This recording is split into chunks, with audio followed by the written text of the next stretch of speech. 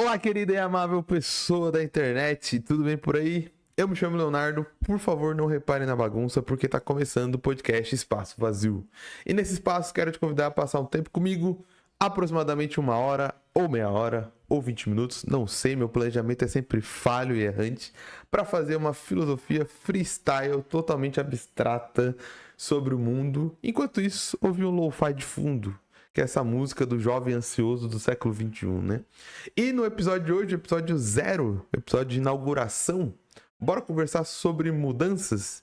E eu sei, podcast não é muito bem uma conversa, porque aqui eu vou estar falando sozinho, né? Eu não vou estar entrevistando ninguém e nem você. Mas a beleza desse programa digitais é que você pode dar pause, você pode pensar, você pode me responder mentalmente, você pode ter as suas próprias brisas aí dentro de casa, né? Você pode parar o programa, você pode discordar de alguma maneira. Você também pode, se quiser avançar mais ainda, você pode discordar, concordar ou falar mais sobre o programa nos comentários. Esse programa está sendo postado tanto no YouTube quanto no Spotify e quem sabe, não sei ainda, em mais plataformas de áudio que tem comentários. Então, por favor, se você quiser adicionar mais ao tema, se quiser falar mais sobre esse programa, sobre o assunto que a gente está conversando, não se esqueça de ir lá comentar, sempre ajuda demais. Mas, por favor, sempre seguindo a política da boa vizinhança e não fala mal de mim, não. Por favor, eu tenho baixa autoestima.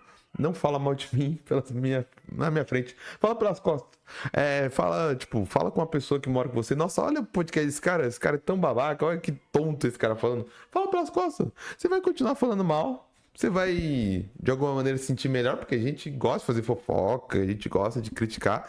Mas, pô, olha o lado bom. Você ganha e eu ganho. Porque minha baixa autoestima não abaixa mais ainda. E você continua criticando uma pessoa na internet. E se você quiser saber mais sobre minha produção de conteúdo, nos links aqui da descrição, tanto no YouTube quanto no Spotify, você acha as minhas redes sociais, acha meu canal do YouTube onde eu faço reacts. Aqui no YouTube, se você caiu aqui no podcast e não sabia que eu faço reacts, você pode se inscrever e assistir os reacts, e você pode ver mais do meu trabalho online. E se você quiser ajudar muito, nossa, eu curti muito o programa. Nossa, é muito divertido, muito legal. Ou você ficou com muita dó, também conta também. Se você ficou com muita dó, aqui no YouTube, no digital, eu estou apontando por um QR Code, um Live Pix. Você pode fazer uma doação, ou você pode colocar um valeu, que o YouTube tem isso também, né? Você clica ali em valeu e você pode dar uma graninha, uns centavos. Não sei, quanto que o YouTube é o mínimo? É tipo 10 centavos? R$1? Não sei. Mas é isso. Recados dados, bora pro papo? Nosso papo será acompanhado pelo Cowboy Bebop, Lo-Fi Hip Hop e Jazz Hip Hop do canal Ambition. Os links para você ouvir esse Lo-Fi completo e para ver mais coisas do criador, mais Lo-Fi, e apoiar o criador, se você quiser e puder, vão estar na descrição do canal também e desse episódio lá no Spotify, beleza? Então bora começar o papo. Mudança, como o Shrek falaria muito bem, é assunto de camadas, né? A gente tem dois tipos de mudanças praticamente que a gente faz como seres humanos, né? Eu tô fazendo uma simplificação bem boba, né? Bem ingênua.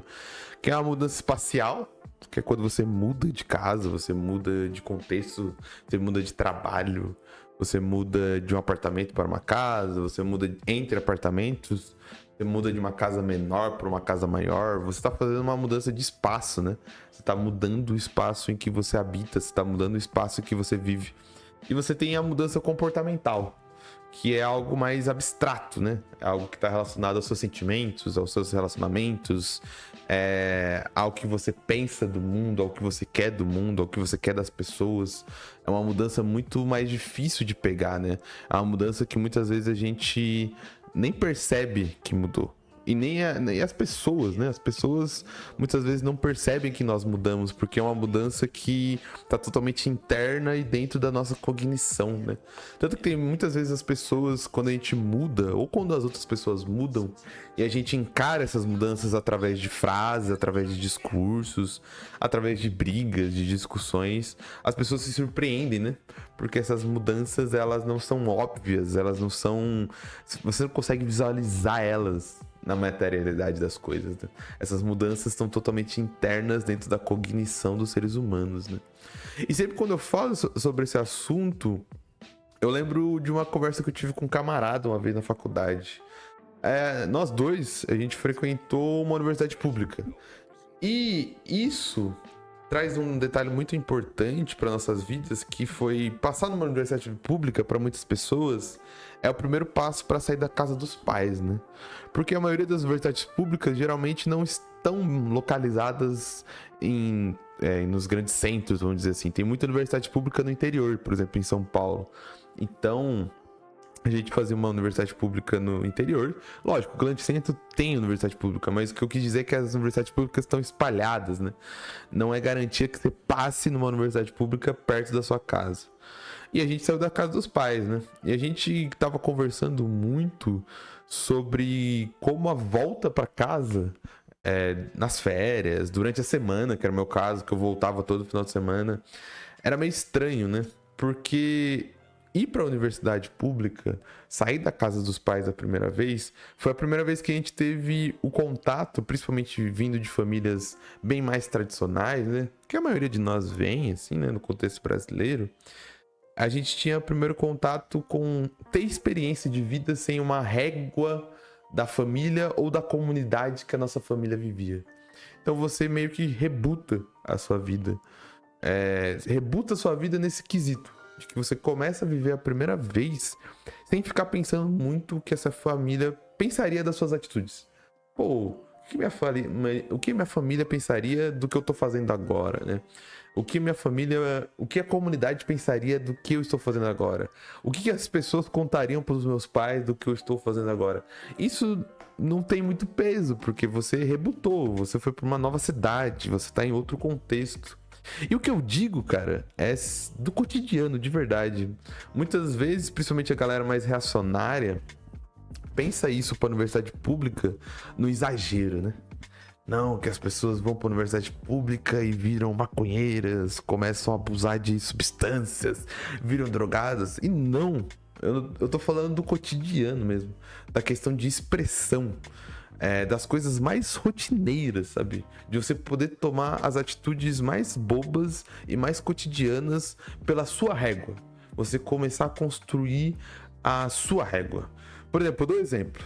Nessa nossa conversa, nós falamos como em certo ponto estava sendo pesado voltar para casa, né?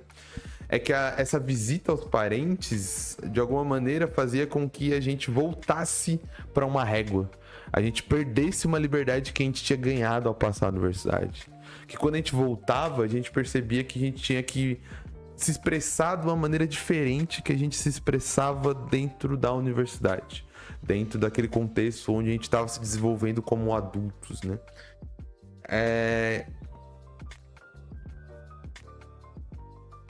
E de como isso, cara, e de como voltar e visitar a família meio que limitava a nossa expressão. E o que eu quero dizer com tudo isso é que a gente conversou de como a família, de alguma forma. E o que eu quero dizer com tudo isso é que a gente conversou de como a família, de alguma maneira, nos modula, né? Que muitas vezes não somos criados para ser autônomos. A gente não tem uma autonomia na nossa criação muito bem.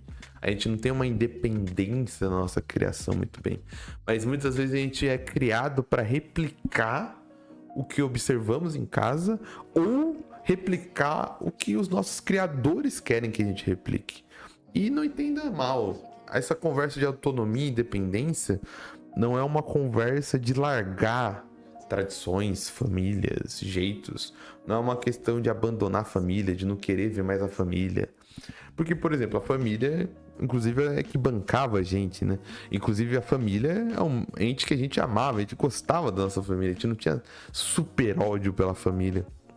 Mas, ao mesmo tempo, a família em nenhum momento te dá aquele espaço, principalmente quando você está envelhecendo, para começar a se expressar da maneira que você quer se expressar.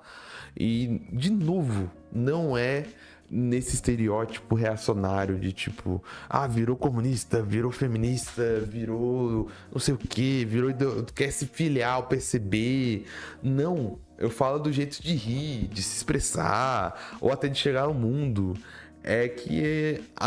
Não é que eu quero também uma criação anárquica, que eu queria que nossos pais largassem a gente como bebê e deixassem a gente se virar. Eu falo de novo sobre essa criação autônoma, de como a gente é podado e modulado. E na universidade, a gente cria de verdade, na primeira vez, a nossa personalidade. Porque isso é uma coisa muito interessante na universidade pública. Como é um lugar público, aberto e diverso, diversas pessoas do país, diversas pessoas do estado, diversas pessoas... Não é o mundo perfeito, mas de contextos culturais e sociais, econômicos, por conta de cursinhos e de cotas sociais. Você realmente tem uma liberdade gigantesca de expressão, cara.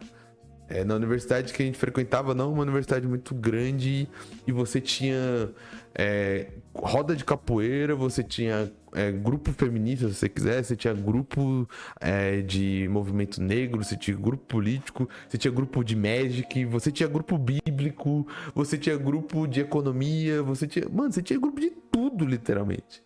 É que, de novo, a galera vai pro estereótipo. Universidade pública, esquerda, maconha e sexo e rock and roll. E não, é um ambiente plural e diverso que as pessoas podiam se expressar. Tinha aula de esgrima, cara.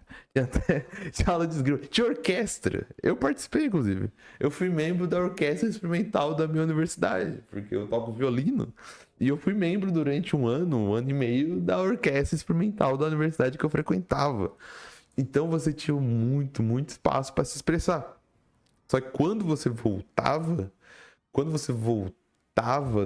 para esse contexto familiar, você saía dessa liberdade de expressão, e de expressão eu digo não de fala, mas de expressão mesmo, como ser humano na sociedade, e você voltava para aquela sociedade mais modulada, mais presa em diversos padrões. Não à toa é que vem muitas brigas e revoltas entre filhos e as velhas gerações, os pais e avós e tudo mais, né? E para dar exemplo de tudo isso que é do ordinário, eu digo isso sendo uma das pessoas que entrou e saiu cristã da universidade, tá ligado? Eu não mudei de religião ou perdi religião na universidade porque é universidade pública. Eu não fui em nenhuma festa, inclusive, na universidade. Essa libertinagem toda eu nem me adentrei. E sim, eu sou um nerdão, tô ligado de tudo isso. Mas eu dou um exemplo cotidiano e ordinário. Era muito comum depois do almoço, do bandejão, né? Os jovens adultos millennials, que éramos nós, dentro do campus, a gente ficar jogado na grama ou no chão, tomando sol e fazendo algum relatório atrasado de alguma matéria. Geralmente era química ou bioquímica. E era algo que, sinceramente, eu teria vergonha de fazer num contexto que eu soubesse que eu estaria na minha comunidade antiga, na minha comunidade, por exemplo, religiosa, na minha comunidade familiar. Não porque, tipo, eles eram super, super, super conservadores ou super, super cri-cri. Mas, de novo, é a modulação. Não era algo que eu tinha como costume de fazer na outra comunidade. Mesmo gostando pra cacete de, tipo, deitar na grama. Não é algo que ia ser visto como sério. Não é algo que ia ser visto como, pô, o que você tá fazendo deitar na grama? Tipo, se eu soubesse que tinha pessoas da minha comunidade antiga ou pessoas da minha família me observando, eu ia falar pros meus colegas pra gente fazer o relatório na biblioteca, por exemplo. Eu ia querer pagar de maduro, de intelectual. Mas, na verdade, esse pensamento é uma puta imaturidade e uma falta de confiança, né? Inclusive, em uma das primeiras aulas de Educação e Sociedade, uma matéria que a gente teve, a gente lia vários textos, né? A professora dava o texto uma semana antes da aula e a gente já tinha que ir pra aula lendo o texto, né? Você fazia o famoso Xerox, você ia lá no Xerox, tinha a pasta dos professores e você imprimia o Xerox. Já tava na modernidade, já era 2000 mais de 2010, mas mesmo assim tinha muito Xerox, porque não era nem todo mundo que tinha um super celular ou mega notebook, e o Xerox é melhor para fazer anotação, né? Um dos primeiros textos que a gente leu foi dos sociólogos Peter Berg e Brigitte Berg, que fala muito sobre isso. Sobre isso que eu tô falando, que é sobre socialização. E esse texto me marcou muito, e eu acho que é o principal ponto. Esse texto me marcou muito, e é um dos principais pontos que me fazem refletir sobre tudo isso, e sobre essa conversa, e sobre essa questão de mudança, né? Eles contam nesse texto como são moldados, eles contam nesse texto como que a gente é moldado por nossos pais e pela sociedade desde o primeiro dia das nossas vidas, cara. E eles dão alguns exemplos práticos. E um desses exemplos práticos e muito excelente, que é muito didático, é o relógio. Eles falam muito sobre como uma das primeiras educações que nós temos e somos moldados dentro da sociedade tem relação com o ponteiro dos relógios. Olha você aí que maluquice. Eles dão esse exemplo de que, tipo, quando a gente nasce, a nossa percepção é muito limitada, né? A gente não consegue ver muito a diferença do que são os objetos e outros seres humanos. A nossa visão é muito fragmentada. A gente, basicamente, nos primeiros meses de vida, a gente vê só vultos. A gente não consegue distinguir esses vultos. Então, nesse meio de comunicação, de socialização, a gente só tem o choro. Então, quando a gente tá com fome, a gente chora. Quando a gente tá com medo, a gente chora. Quando a gente tá sujo, a gente chora. Quando a gente tá com alcoólica, a gente chora. Então, meio que como o filho acabou de nascer e tanto os pais quanto os filhos estão num processo de aprendizagem, estão no processo de aprendizado, estão aprendendo juntos, todos os choros são respondidos. Todos os choros dos pais vão lá, alimentam o filho, vão lá, veem se ele tá sujo, vão lá e veem se estão com cólica, dá colo, vê se é algum incômodo, vê se tá com dor. É o momento, inclusive, que os pais ficam com mais medo, mais paranoia, né? Vão ver se o filho tá respirando e faz sentido. Inclusive, nós estamos aqui por conta disso. O Homo sapiens, os seres humanos, evoluímos tão bem, sobrevivemos também por conta do cuidado parental, né? Inclusive, é por isso que a gente tem uma organização social para que os pais consigam passar essas primeiras semanas com o filho, né? A gente tem que ter algum tipo de licença, algum tipo de auxílio paternidade, licença paternidade, licença maternidade. A gente precisa de pessoas em volta para ajudar os pais nesses primeiros meses, porque são os primeiros meses do desenvolvimento inicial da criança, mas também dos pais. Que os pais, mesmo os pais que já tiveram filhos, cada ser humano é diferente. Cada ser humano se comunica de uma maneira diferente, né? Então eles vão reaprender, né? Vão fazer coisas diferentes. Ninguém cria todos os filhos da mesma maneira, né? Sempre lembrando que a comunidade em volta para ajudar os pais, ela deve ser uma comunidade que ajude com cuidado, né? Ou com conselhos práticos, né? Não aquelas pessoas que ficam jogando minhoca na cabeça dos pais, né? Ficam falando muito mais do que deveriam falar e acabam prejudicando os pais porque ficam dando nóia dos pais ou ficam querendo dar pitaco em tudo que os pais fazem com os filhos ou deixam de fazer, né? E depois desse período inicial, onde a criança está começando a desenvolver principalmente outros tipos de comunicação, a gente já sabe que os pais começam a identificar o choro dos filhos, principalmente as mães. As mães é mais por um contexto social, né? Porque, por exemplo, voltando na questão da licença, os pais têm 5 dias de licença, as mães têm mais tipo de licença. A gente tem uma organização social que não coloca os dois pais em contato com os filhos o necessário que eles deveriam ter, né? Então a mãe que é jogada nesse papel por conta da nossa divisão social, que está mal estruturada, a gente deveria rever isso, coloca a mãe nesse período, então a mãe vai identificar muito melhor, né? O choro que é de fome, o choro que é de manha, o choro que é de cólica, o choro que é de medo, o choro que é de estar sujo. E aí que começa a questão do relógio, porque a partir do momento que se estabelece comunicação e principalmente os pais começam a entender o bebê, os pais vão começar a educar o bebê. E vão começar a educar o bebê baseado em horário. Então, temos, por exemplo, o horário da alimentação e a hora de dormir.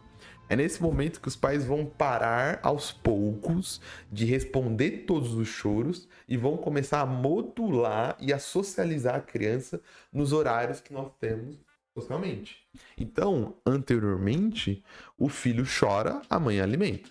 Agora que começa a ter uma comunicação e um entendimento da comunicação, a mãe começa a conseguir controlar as horas. Lógico que não é imediato.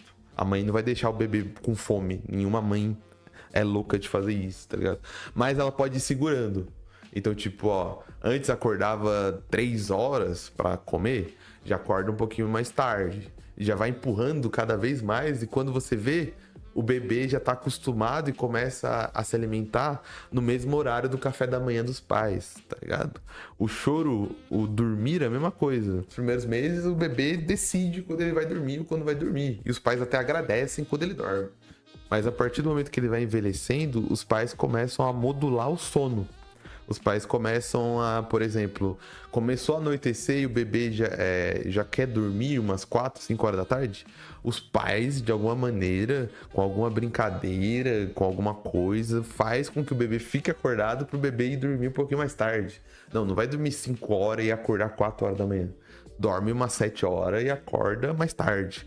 Para que com o processo de socialização, com o processo de modulação, os bebês começam a entrar no horário dos pais. Nos horários dos seres humanos, que a gente culturalmente definiu que são os horários para fazer as coisas. A gente começa a entrar no horário do café da manhã, começa a entrar no horário do almoço, começa a entrar no horário de qual horário de dormir, qual horário da soneca. Tem uma soneca de tarde, mas não pode ser tarde demais, tem que ser no meio da tarde, depois do almoço, tá ligado?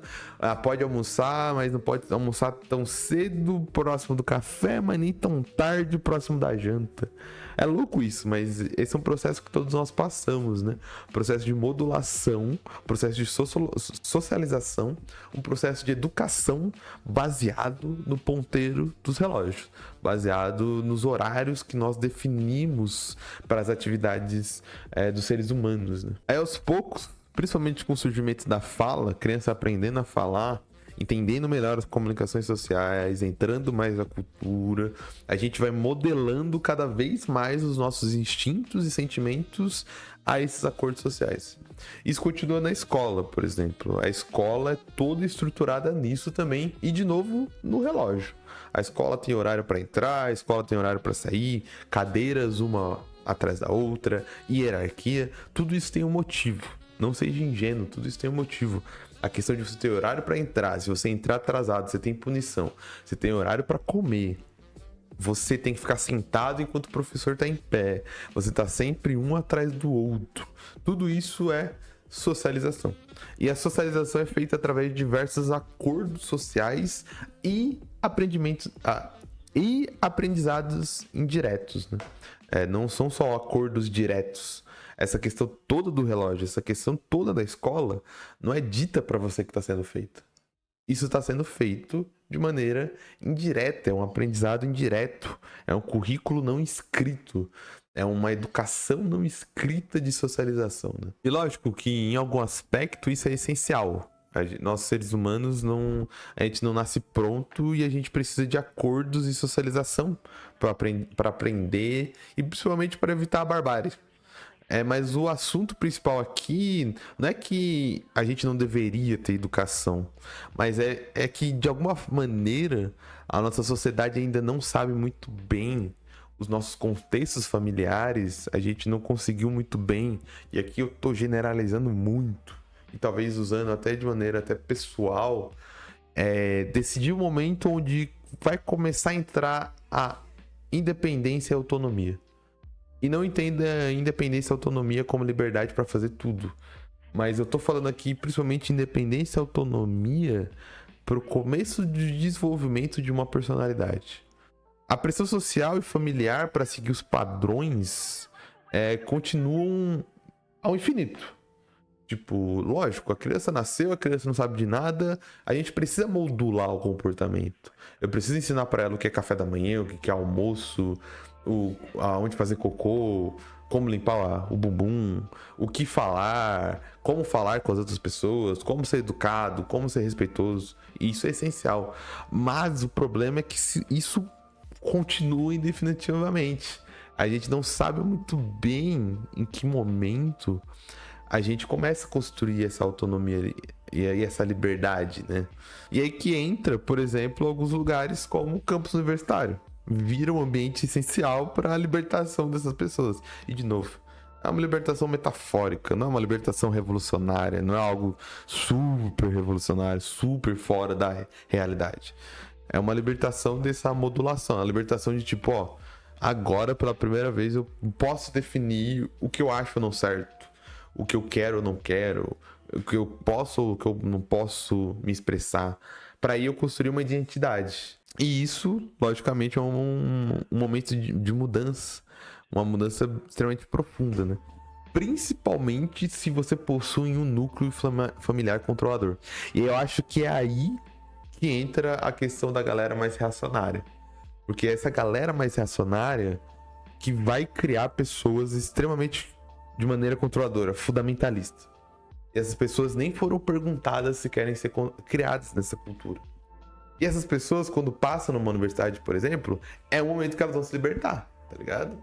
Mas essas pessoas reacionárias, em vez de perceber que essa pessoa não tá se libertando, não tá fazendo essas coisas por conta da universidade, tá fazendo essas coisas porque ela foi criada numa prisão, tá ligado? Ela foi criada numa prisão que não dava pra fazer nada, onde as pessoas não falavam sobre sexo, não falavam sobre substâncias, não falavam sobre o mundo, não davam liberdade de se expressar, não davam liberdade para falar sobre temas sensíveis, temas tabus de adolescentes. Daí quando o cara passa numa universidade pública, por exemplo, e ele passa a semana toda longe dos pais, ele tem a liberação para fazer de verdade e entender.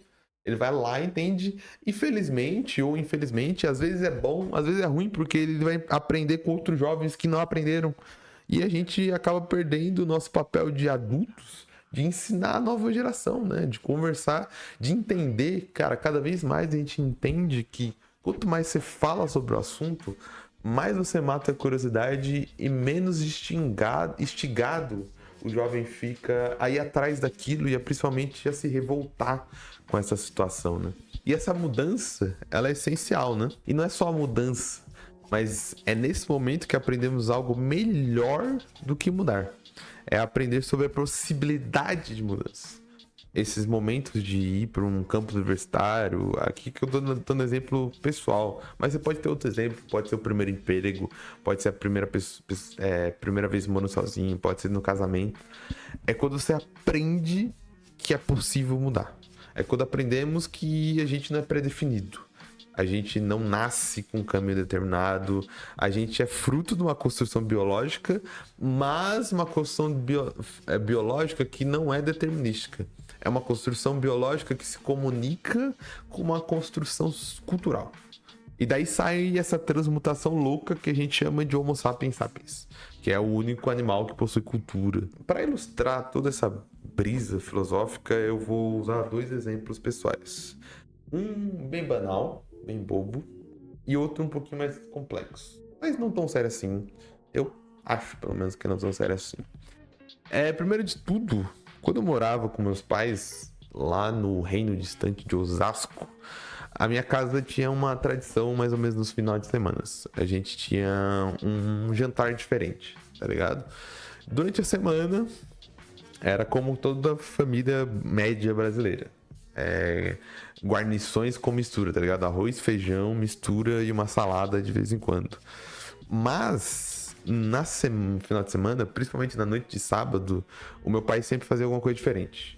Tipo, pastel, cachorro-quente, pão de queijo, patê, misto quente, qualquer coisa. Tipo, que não seja arroz, feijão e uma mistura, tá ligado? Era uma janta diferente. Isso modulou minha semana, sinceramente. Tanto que quando eu casei, isso já foi algo que meio que eu importei pro casamento e meio que se aclopou no casamento, de que tipo a gente começou a fazer meio que automaticamente no final de semana algo diferente, tá ligado? Meio que no final de semana, porque eu acredito que isso é um contexto muito, inclusive da minha esposa, é um contexto de muitas pessoas que tem isso do brasileiro. Final de semana é o final de semana de comida diferente. Final de semana é o dia de pedir comida, é o dia de fazer comida e tudo mais. Então você faz uma comida diferente, come uma comida diferente. Então isso foi meio que importado de uma maneira meio que automática. Tipo, meio que não precisou ter um acordo, tá ligado? Foi uma importação. Tipo, como se o software já tivesse instalado dentro da estrutura casamento. Eu comecei a pesquisar receitas. Eu gosto muito de canais de culinária e tudo mais. E como um bom jovem milênio, comecei a pesquisar essas receitas mais modernas, diferentes. Preparos super profissionais e tudo mais. E eu caí numa receita de queijo quente, cara. Olha que bobagem, né? Mas olha como o nosso cérebro funciona também. É do Mohamed. Mohamed, que faz um canal de culinária bem interessante aqui no YouTube. Assista se você gostar, se quiser coisas sobre culinária. Ele é ex-participante do MasterChef, o canal dele é estouradaço. E eu vi um queijo quente que ele fez, cara, que era um queijo quente muito diferente, né? Era um queijo quente que ele usava pão de brioche, ele não usava um queijo só, ele usava uma mistura de queijos. Ele fazia o queijo quente na frigideira, que pra mim era uma coisa meio bizarra, porque na minha casa sempre teve sanduicheira. Ele fazia um processo lá de Masterchef, de chefe profissional. Ele dava várias dicas, ele selava o pão. E, pô, fazia um queijo quente, mano, muito diferente do que eu tava acostumado. E, cara, não é que aquilo foi o essencial, não é que, tipo, nossa, minha vida explodiu naquele momento. Mas aquele vídeo e vários outros pensamentos que eu já tava tendo, né? Principalmente tava tendo nesse contexto universitário, por exemplo, foi de que eu meio que não precisava replicar tudo na minha nova casa do jeito que era na minha antiga casa, tá ligado? Nem tudo que tinha na meu antigo maneira de viver precisava ser replicado dentro do meu casamento. Que eu poderia, por exemplo, mudar as receitas, tá ligado? Eu não precisava fazer tudo da mesma maneira. Eu podia mudar as refeições, lógico, no acordo, né? Eu sou casado, tinha que entrar no acordo. Porque meio que eu já era adulto, tá ligado? Mas eu não tinha percebido totalmente. Não é maluco isso? Foi um momento meio libertador de entender que eu não precisava ficar preso a costumes, mas sim usar esses costumes pra criar os meus costumes, tá ligado? Não é meio louco a gente pensar isso de como a gente tem uma transição pra vida adulta burocrática somente? A gente associa a vida adulta a começar a pagar boleto, começar a resolver perrengue, começar a alugar casa, começar a trabalhar. Mas a gente não vê a vida adulta como se tornar um ser humano adulto. E tipo, cara, meio que se eu quiser não almoçar arroz e feijão, e meio que se eu e meu parceiro, a gente quiser, parceiro, que seja, fazer almoços diferentes, tá ligado? Se a gente... Mano, e se meio que a gente não quiser ficar nessas tradições que a gente tinha de famílias anteriores? Se a gente quiser criar nossas tradições? Meio que essa chave não vira, né? Meio que é muito comum a gente transicionar para essa vida adulta e ficar numa inércia de continuar com costumes e a gente nem sabe muito bem se a gente quer continuar. Mas é confortável continuar com esses costumes, né? E a gente não percebe que a gente já tá adulto para isso também, né? A gente confunde muito a vida adulta com essas questões burocráticas e não com uma questão de vivência, de tipo, cara, você é adulto, você tá na sua casa, você tá com o seu salário, você tá com a sua burocracia. Por que você continua replicando diversas coisas que você simplesmente não para pensar se é realmente o que você queria estar replicando, tá ligado? E não é que é pra quebrar tudo, a tradição, a cultura, destruir tudo, inventar a roda do zero, mas é a questão de pensar sobre isso e raciocinar sobre isso. A possibilidade de pensar se você quer fazer tudo que você quer fazer. Se você quer fazer tudo que você quer fazer, continue. Tipo, perfeito, maravilhoso. Você arranjou, você tá no contexto perfeito, tá na situação perfeita, o jeito que te criaram é o jeito que você identifica como o jeito certo de viver, mas a questão é a possibilidade de mudança. Sempre ter o pensamento de tipo, mano, eu tenho a possibilidade de mudar, tá ligado? A partir do momento que eu me identifiquei, que eu criei, que eu me tornei autônomo, que eu me tornei independente, me tornei um adulto, eu posso mudar. E, por favor, não confunda isso com individualismo, mas sim, como eu falei, com a construção de uma personalidade. E o segundo exemplo é sobre mudança física de verdade. É uma mudança de casa para apartamento, que eu fiz recentemente. Inclusive, você consegue perceber isso nos meus vídeos do YouTube. Já acessou meu canal no YouTube? Vai lá, principalmente você que está no Spotify. Olha, um merchan do nada no meio do podcast. Por vários motivos pessoais, de saúde, econômicos, a gente saiu de uma casa para um condomínio. A gente morava numa casa de vila e a gente veio de um condomínio de apartamento. E isso é uma mudança de espaço muito grande para mim, sinceramente, porque eu vivi a vida toda em casa. Além de ser a primeira mudança de fato que eu fiz. Quando eu fui para a universidade, eu fui para um quartinho pequeno, numa pousada para estudantes e trabalhadores. Já tinha cama e guarda-roupa, eu só levei minhas roupas, tá ligado? Quando eu me casei, eu me mudei pra uma casa vazia e a gente não tinha móveis. A gente comprou os móveis, então os móveis meio que foram sendo entregues. Então a gente não se mudou, a gente só levou roupa e, tipo, computador, aparelhos eletrônicos que a gente teve. Então essa foi a primeira vez que eu tive toda a burocracia de mudança, assim, enquanto um casal, né? Isso foi a primeira mudança de fato. E é a primeira vez que a gente faz alguma coisa, é sempre um momento de descoberta, né? Tanto de como funcionam as coisas, quanto um momento de descoberta nosso, de como nós reagimos às coisas, né? Por exemplo, eu tô nesse apartamento há 2 semanas e só hoje a gente conseguiu religar e ligar o gás. A gente ficou praticamente 2 semanas sem gás. O apartamento é um condomínio que tem gás encanado. E a gente não conseguiu gás durante 2 semanas. E você pode se perguntar, cara, você é adulto, barba na cara, casado, fez toda a burocracia, só ir atrás de informação, por que demorou tanto? E aí que entra a história. E aí que isso me deixa mais bravo. Chegando aqui, a gente foi atrás dos serviços básicos. Fora de toda a burocracia antes, de todas as perguntas, do que é cheque calção, de como que faz como que é o nome? O nome do cara que... Você sabe, né? O nome da pessoa que você pode dar um nome pra você não precisar pagar o cheque calção quando você tá alugando uma coisa lá. É um cara que tem que ter propriedade. Esqueci o nome e eu não vou pesquisar agora no meio do podcast. Comenta aí como que é o nome desse cara. A gente foi atrás de toda essa burocracia. É 1 milhão de burocracias para você alugar uma casa. Não é algo simples. Então a gente chegando aqui, depois de toda a burocracia de alugar, de papelada, de cheque calção, de frete, de alugar o frete, de encher o caminhão, depois soltar o caminhão, subir no apartamento, modular as coisas, colocar o quarto, daí muda o lugar de quarto, muda a cama de lugar, conserta as coisas, desconserta as coisas. Tem 1 milhão de caixas que não foram abertas aqui, eu estou olhando para ela. Tem coisas que foram pra parede, tem coisas que não foram pra parede ainda, tem um monte de buraco que não colocou coisa ainda. Um monte de coisa. A gente chegou aqui, a gente foi atrás de serviços básicos. Luz e água já tava ok, por definição, porque eu acho que não tem como fazer desinstalação de luz e água num condomínio de apartamento. É só você fechar e abrir o switch de água. A gente foi atrás da internet. A internet foi de boa. A gente ficou só 2 dias sem internet. A gente ficou só 2 dias, 1 dia e meio, só 4G. No primeiro final de semana que a gente tinha mudado a internet, já tinha visto.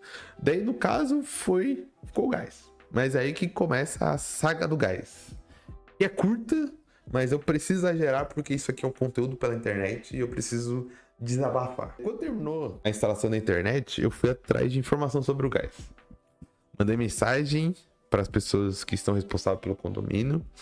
E foi me passado que o fogão que a gente tinha que sofrer uma conversão. Porque aqui é gás encanado. É gás encanado, não é gás de botijão e tudo mais. Você abre, fecha o gás e é só o gás de cozinha. Tem alguns apartamentos que usam gás para esquentar a água do chuveiro também. Aqui não, é chuveiro elétrico, mas o gás na cozinha. Daí beleza, mandei a mensagem, falei, cara, eu quero mexer no gás, você pode, por favor, me falar, me dar um número de alguém que pode fazer o sistema, eu quero fazer a conversão. Porque, eu não conheço muito, fui atrás de saber o que era conversão, vi que conversão existia, falei, não vou. Ele tinha vídeo no YouTube falando como fazer conversão, mas, vou eu me meter a fazer a conversão de gás, acabei de fazer uma mudança, não tô conseguindo levantar os braços, não sou bom em coisas físicas de casa, no máximo troco torneira, tá ligado? No máximo monto móvel e prateleira na parede. Vou pedir informação, vou pagar esse serviço, vou tirar o escorpião do bolso. Não me respondeu. O cara falou, não, eu vou te mandar o contato. Ele foi igual uma mãe, falando, na volta a gente compra. Não respondeu. Pô, o cara muito preocupado e tal, muita coisa pra ele fazer. Ele não é meu funcionário, tá ligado? É um cara que ajuda no condomínio, né? Daí, não fui respondido. Fui na portaria. Pô, falei, na portaria é direto. O cara não vai ter como a galera da portaria, ainda mais que era no horário que tava de boa. Não era o horário de pico, que ia ter muita entrega, a gente entrando e saindo. Pô, o cara vai me responder de boa. E se o cara que cuida do condomínio, sem ser na portaria, ele falou que tinha um número, o porteiro vai ter o número também. Vai ter um cartão com o número. Falei, porque, putz, tem mais de sei lá quantos apartamentos aqui. Com certeza fizeram serviço em algum lugar. Eles vão me passar informação, porque várias pessoas por semana devem perguntar a informação. Fui lá, me deram o cartão. Pô, esses caras aí, eles fazem o serviço. Mas também quem faz o serviço é a empresa de gás.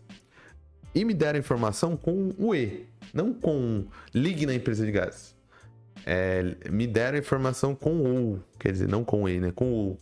A informação foi mais ou menos assim. E eu tava cansado de mudança, foi assim que eu entendi. Se a informação foi diferente, até peço desculpas se de alguma maneira isso chegar, a mensagem chegar. Mas eu não reclamei com ninguém.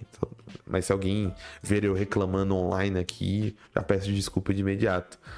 Que a informação foi, ou esses caras ou a empresa de gás. Falei, pô.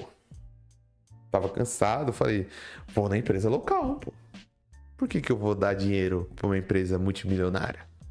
Pô, cara, afinal de contas, eu sou um militante da internet. Sou um jovem milênio, um anticapitalista. Eu odeio o capitalismo.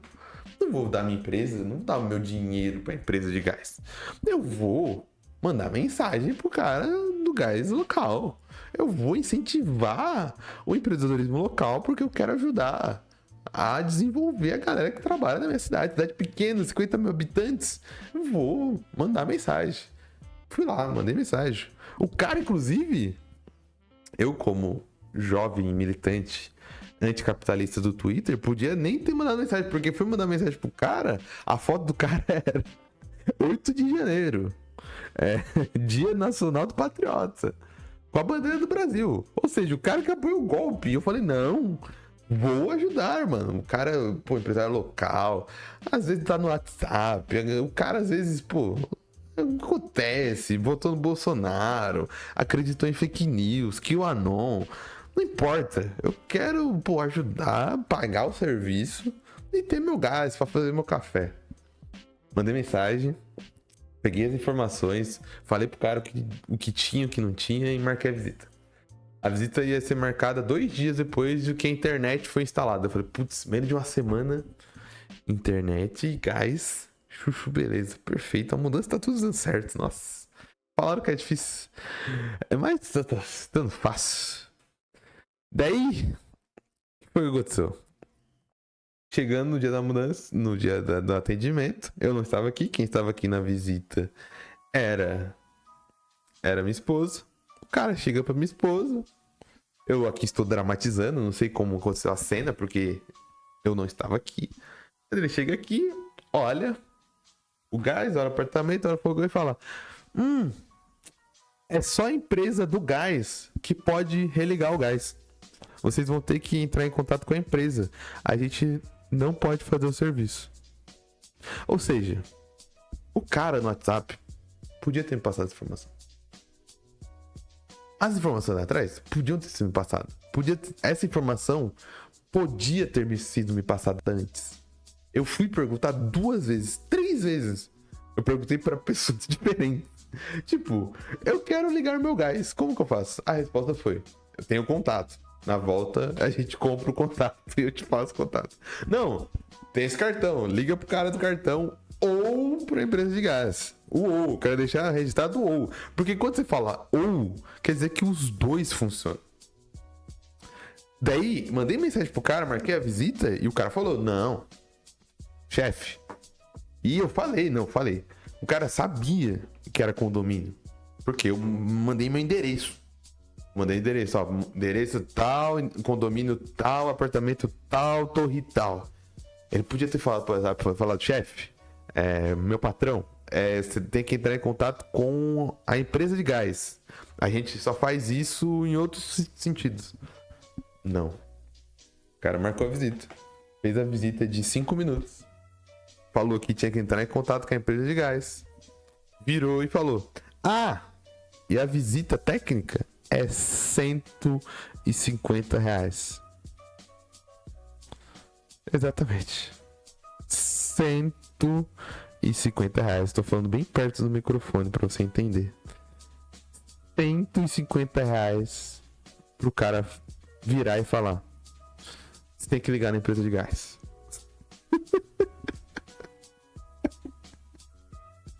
Ai, meu Deus do céu, mano do céu. Caramba, cara.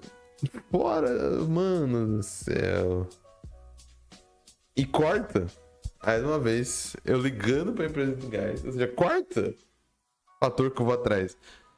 Da empresa de gás fala, primeiro que o atendimento da empresa de gás é uma maravilha, né? Putz, é uma maravilha. Você liga pra eles, é no 0800, eles te jogam pro aplicativo deles automaticamente. Eles tentam ao máximo fazer você não continuar a ligação. Daí você faz pro aplicativo, eles não te dão nenhum e-mail de que você fez, de que você confirmou. Você faz o agendamento da consulta. O que aconteceu? Eu agendei que eu queria religar o gás. Eles não agendaram a visita da consulta. Eles agendaram o seguinte, daqui até 2 dias úteis, a empresa terceira vai entrar em contato com você para agendar a visita. Ou seja, demorou mais 2 dias úteis para agendar a visita. Quando entrou em contato para agendar a visita, só tinha visita para 1 semana depois. E isso, como já tinha passado a visita anterior do cara que não ligou, já tinha demorado para entrar em contato 2 dias úteis para agendar a visita, e foi 2 dias úteis mesmo. Já tinha passado 1 semana que a gente estava morando aqui. Daí, eles agendaram a visita para mais de 1 semana na frente. Perfeito. E essa história é só 1% do processo da mudança. Mas eu acho que ilustra muito bem esse processo de mudança física, né? Porque é extremamente cansativo, muita dor de cabeça. Mas, depois de tudo isso e de organizar a casa do nosso jeito, todo dia, mesmo com toda essa dificuldade, mesmo com todas essas questões, mesmo com a dor de cabeça, mesmo extremamente cansado, mesmo revoltado, mesmo querendo xingar Deus do mundo, querendo xingar a empresa de gás, querendo xingar quem inventou esse bagulho de que gás encanado é a solução, quem inventou esse bagulho de que lavanderia de apartamento é do lado da cozinha de apartamento. Eu me sinto bem ao entrar no apartamento, cara, depois de organizar tudo do meu jeito, como eu não me sentia há muito tempo. E é esse o fator central do que eu falei sobre o potencial das mudanças. De você perceber que mudanças, elas são custosas. Mudanças, elas dão dor de cabeça pra caramba. Mudanças, elas dão cansaço, elas dão muito estresse. Mas através delas que podemos melhorar como seres humanos. Através delas temos cada vez mais momentos de felicidade. Citando Edson Marx, para encerrar o pensamento, mude, porque só o que está morto não muda. E é isso. Chegamos ao final desse pensamento, nesse final dessa reflexão filosófica freestyle. Se você gostou, não se esqueça de deixar seu comentário. Se você não aguenta mais ouvir, agora nesse momento final eu vou para as indicações culturais para aprofundar um tema. Então, se você quiser fugir, fuja agora, nesse momento. Para complementar o tema, para falar mais uma coisa, para deixar uma indicação cultural, para você ir atrás e consumir mais coisas sobre esse assunto, eu vou indicar um videojogo. Eu queria indicar o videojogo Persona 5. Para quem não conhece, o jogo Persona 5, não, Persona 4, Léo, que tá escrito na minha cara aqui. Eu escrevi o texto Persona 4 e tô lendo Persona 5. Porque Persona 5 foi o último que eu joguei. Mas Persona 4 tem tanto jogo quanto animação. E ele faz parte de um grupo de jogos de JRPG japonês muito famosos, eu gosto muito, que fazem parte de uma série chamada Shin Megami Tensei. Eles são um spin-off dessa série Shin Megami Tensei. No Persona 4, eu acho que é o jogo que fala e a animação que você pode assistir se você não tiver tempo pra assistir o jogo. Principalmente se você não tiver com paciência pra assistir o jogo, né? Ou pra assistir o jogo não, né? Pra jogar o jogo. A não ser que você queira, de alguma maneira, assistir pelo YouTube, né? A história do jogo. É um jogo que fala muito sobre essa questão das mudanças, né? Todos os personas, principalmente os últimos 3, Persona 3, 4, 5, são personas que falam sobre autoconhecimento, autoimagem, mudança. Mas principalmente o 4 é um que fala muito sobre essa questão dos estereótipos e das mudanças de personalidade, né? Na história do jogo, a gente acompanha um grupo de jovens que estão investigando um fenômeno sobrenatural. Eles são investigadores sobrenaturais. Eles estão investigando um fenômeno que chama Canal da Meia-Noite. Esse Canal da Meia-Noite é simplesmente um canal de televisão que você consegue acessar só em dias chuvosos, numa determinada semana do mês, onde à meia-noite um programa de televisão meio sobrenatural e místico começa a passar. E esse programa de televisão geralmente é feito a partir de uma pessoa que foi sequestrada na realidade. É o programa dessa pessoa.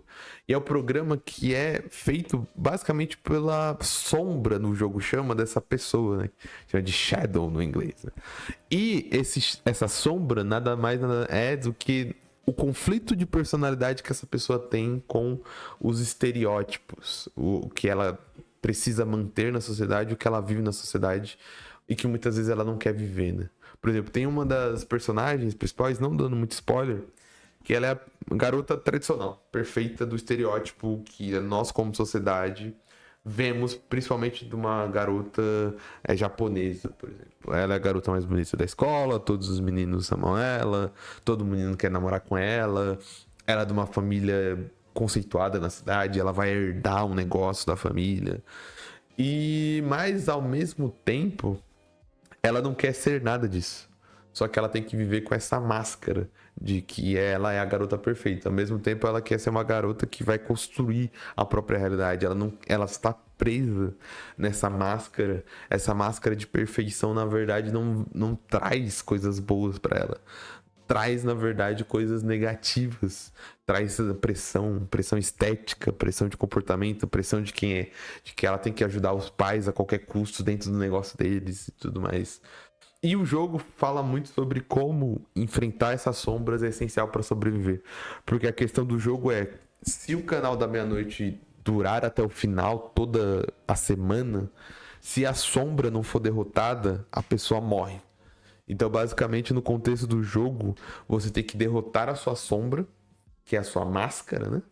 Vamos dizer assim. Essa máscara de estereótipo para você conseguir sobreviver.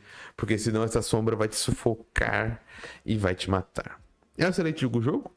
Se você tiver tempo para jogar, jogue. Hoje em dia, antigamente estava preso no PlayStation e no PS Vita, no console. Hoje em dia tem todo console, até Nintendo Switch e PC pirataria. E se você não quiser jogar o jogo, tem um Persona 4 The Animation. Eu acho que tem na Crunchyroll. Não sei se tem na Crunchyroll. Se não tiver na Crunchyroll, tem na pirataria. E é todo mundo crescido já, né? Que tá assistindo isso aqui. Sabe piratear coisa. Eu não vou precisar ensinar ninguém a piratear nada, né? É excelente jogo. Fica a dica. Então é isso. Se você gostou desse conteúdo e quer ter acesso a mais desse conteúdo, se inscreve lá no meu canal do YouTube, que está na descrição do programa. Ou se você está no YouTube, se inscreva aí no canal do YouTube.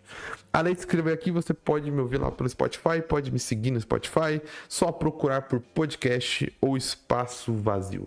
Não esqueça de comentar. Se quiser deixar o Pix, tá aqui o QR Code no YouTube. Galera do Spotify que quiser dar o Pix lá no YouTube, tem um Valeu e tem o QR Code para ajudar a produção de conteúdo. Eu vou ficando por aqui. Um grande abraço. Muito obrigado para quem acompanhou até o final e tchau!